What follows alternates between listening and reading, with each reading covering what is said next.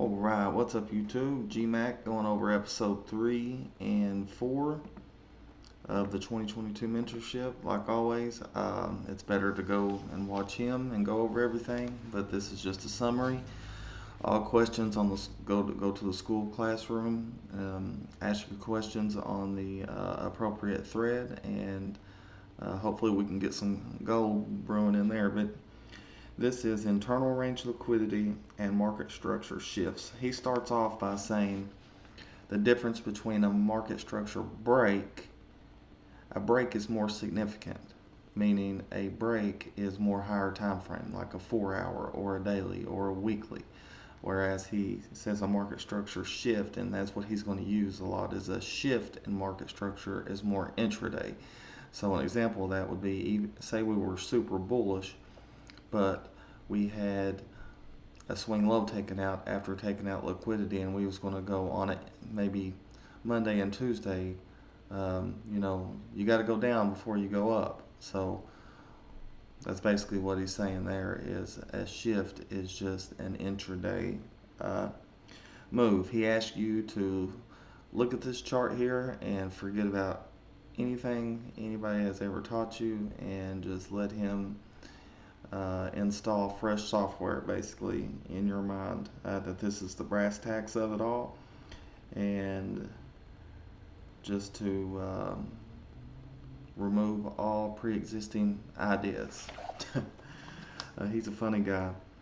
He's explaining what the algo is doing, that it happens every day, that it's high frequency trading algorithms. That's why stuff repeats. And that's what he's showing you here, is if you can find the things that are repeating and be disciplined and patient and wait for them to happen. That's kind of going back over this. I'm seeing that's my problem, is I'm not waiting on things to happen. I'm trying to predict it, and that's I'm glad I'm doing this, even if nobody gains any value from it. I sure am. Okay, so this right here, this is what you need to be watching. He's got sell side and buy side. This is higher time frame levels, sell side, higher time frame buy side. So what he's saying is, after sell side has been taken here, okay, we have a swing high. When the swing high, only after liquidity is taken, you look for a swing. After sell side's been taken, you look for a swing high to be broken. It happens here. So what he's saying is, a light bulb should be going off in your head saying, okay, we're going to the upside. So what do we need to look at? Okay, we have a fair value gap here. 1, 2, 3 candle formation. There to there. And then the very next candle, this is the same 2-minute chart, but the very next candle dips down into it. That would be your entry. Stop would be below this middle candle, or if your risk parameters, the first candle. But this is a more aggressive stop on the second candle, but the first candle, under the first candle, or you could put it under the swing low, but as you can see, that's a pretty big stop. But if you're using micros, especially at first, that's not going to be a lot of money. But he's not saying look at every swing high and every swing low. So make sure you understand this, or put this in your notes, that only pay attention to them after liquidity's been taken. After sell side, you're looking for this swing high to be broken. After buy side is taken, you're looking for this swing low to be broken. And he says this is the most lipstick you need on your chart, meaning levels, buy side, sell side, all this sort of thing. Hey, you don't want your chart looking like a laser show, or any of that. And then he goes on, on his rants about making fun of different people's approaches to the markets, calling them religions, Elliott waves, they're jumping the creek, harmonic patterns, all that good stuff. That's just good ICT banner. I love it. Some people don't. But then he introduces order block theory. And what order block is the change in state of delivery. And basically what that means is, after liquidity has been taken, okay, Again, no raid, no trade. Buy stops and sell stops being taken, stop hunts, stop raids, whatever you want to call them. That is the key to smart money. So after sell side's been taken, all these candles that are down closed right here, that is one consecutive order block. That is a bearish order block. All three of those candles, 1, 2, 3, because they took liquidity, right? And then they get engulfed. Okay, so the opening on that right there, the opening price is what you're looking for, and it taps it in perfectly right there. But he introduces it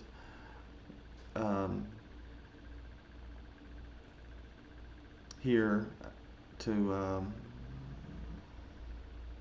the order block theory on the on this. He don't really go into much detail, but he does go over on the bullish order block.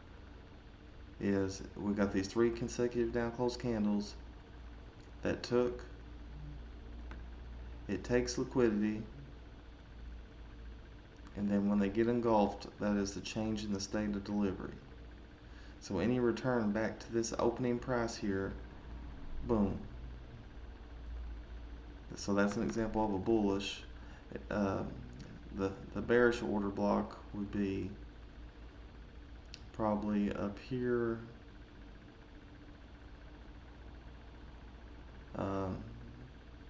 We'll go back over one when we get a better example of it. Basically, it'd be probably the opening price here. We didn't get a return to it. That's why I'm saying. That's why I'm kind of stuttering here, because I don't remember him going over that side. He went over this side. But the shift in market structure is after sell side liquidity has been taken. Okay, you look for a swing high to be taken out. Okay, after the swing high is taken out, we want to return into a fair value gap / or order block, and then that's our entry. So this model is basically, you're marking out sell side liquidity, buy side liquidity. You're going to an hour time frame, a 15-minute time frame, looking for equal highs, equal lows, or previous week high and low, previous day high and low, previous sessions high or low. And we'll go over to the session times in just a minute, but I'll go ahead and tell them. The London kill zone is the high and the low made between 2 a.m. and 5 a.m.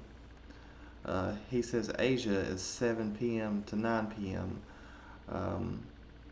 Some people extended an hour, 6 to 10, what Casper does. Jade Cap uses 8 to 12, but ICT says 7 p.m. to 9 p.m. The high and low between there, have that notated. Then have the London kill zone notated to the high and low between 2 a.m. and 5 a.m. And then the New York kill zone, what did he say it was?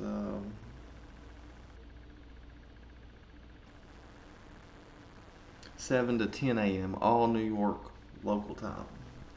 So you get one of these levels that get took out, and then okay, so you don't predict the shift, you wait on it. So you got your levels drawn out, right? Say this is it.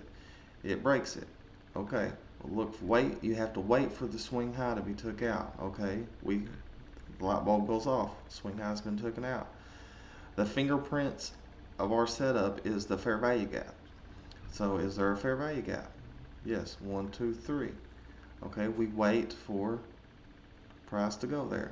Then that's when we enter. So that's what he's going over here. If there's anything else, when you have an order block like this with a fair value gap, that is just added confluence. That is an A+ setup, is when you have those two together. If you have a breaker, I know this ain't in here, just on a little nugget out there, a breaker with a fair value gap, that's a unicorn setup, and we'll go over breakers later. But the homework for this is to go through your charts and look for stop hunts that lead to market structure shifts during the day.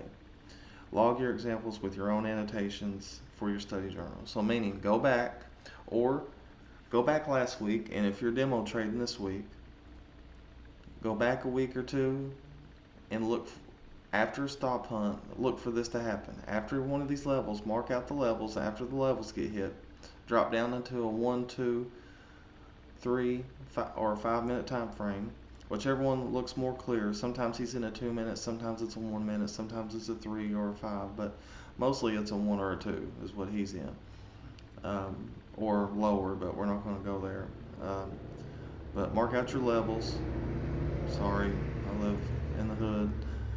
After those levels, after the stop hunt, look for the swing high.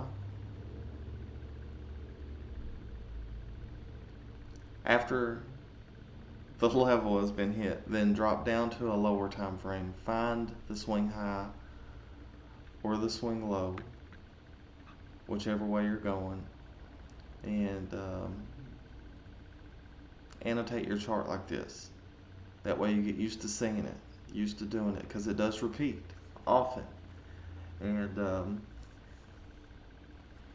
another thing, the last thing again, is a dealing range, and basically what that is we've took liquidity here, sell side here, and buy side up here.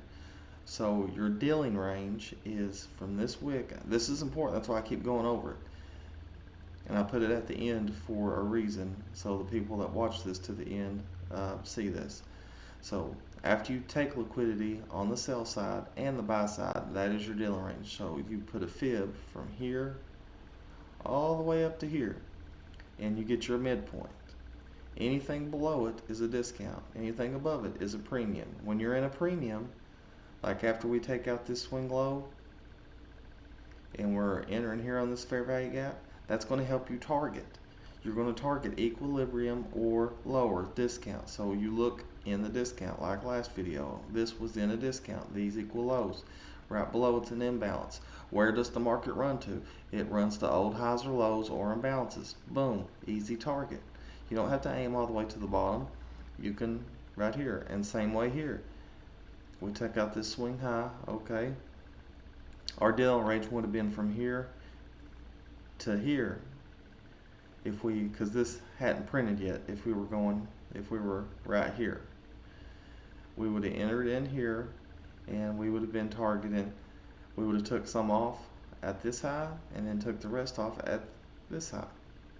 So that's a summary of number 3 and number 4 on the 2022 mentorship. Like I said, the Skool community is open.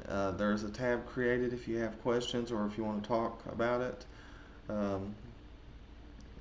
If not, it's cool. I'm gaining a lot of value from doing this, and you know, this is how I would teach somebody that was brand new how to look at a market. This gives them a model to trade with right off the bat and gets them you know, going.